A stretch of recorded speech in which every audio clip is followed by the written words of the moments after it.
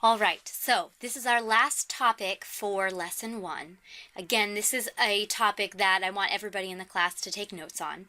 It's really just an example problem of how we solve for x in a simple quadratic equation. So we'll talk about, they can get more complicated than this, but we're going to talk about simple quadratic equations. How do we solve them? So take a look at my example. We're just going to go from beginning to end. And we have here, solve for this equation. 10 equals 4 times the quantity x plus 6 squared minus 6, and that's it. We want to solve for x. So the first thing that we do is we want to, I'm going to rewrite it down here so we have some space. I'm going to close this menu here for us. Less clutter. And x plus 6 squared minus 6. And again, we want to do the same thing to both sides just like we always do. I'll put my line down here in case you like keeping your sides organized. And we want to look for the piece that's furthest out from x first. We're trying to get x by itself. So the first thing I'm going to try to get rid of is this minus 6, and I'm going to do it by adding 6. That gives me 16 over here. I add 6, that's going to cancel with the negative 6, so I just have 4 times x plus 6 squared. That 6, we don't add it anywhere else, we only add it once, and so don't get confused and start trying to add it to different areas. We only add to one side of the equation one time. So add to 6 on the left, add to 6 on the right. Okay, now, next number we need to get rid of is this 4. So since it's multiplication, I'm going to divide by 4. That gives me 4 on the left, and since these two cancel, I just get x plus 6 squared. Now here's the first thing that's kind of new to us.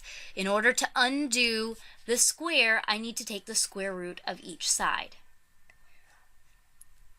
We ask ourselves the question, what number squared would give me 4?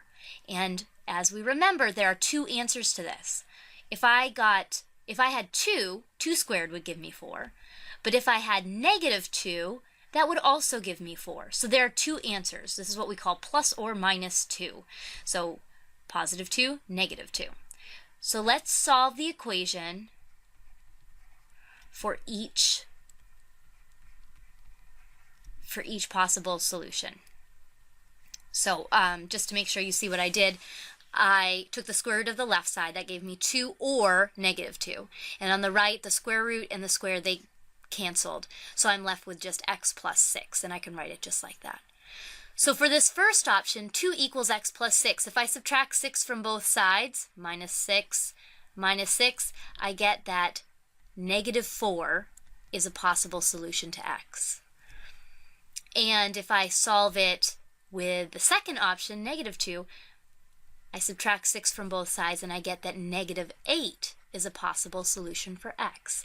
And so our answer is either x equals negative 4 or x equals negative 8 in order to solve this equation. And what does that actually mean? It means that wherever this equation is on a graph, the place where, let's see, if I were to graph this, the place where it would reach y equals 10 would be for the values x equals negative 4, x equals negative 8.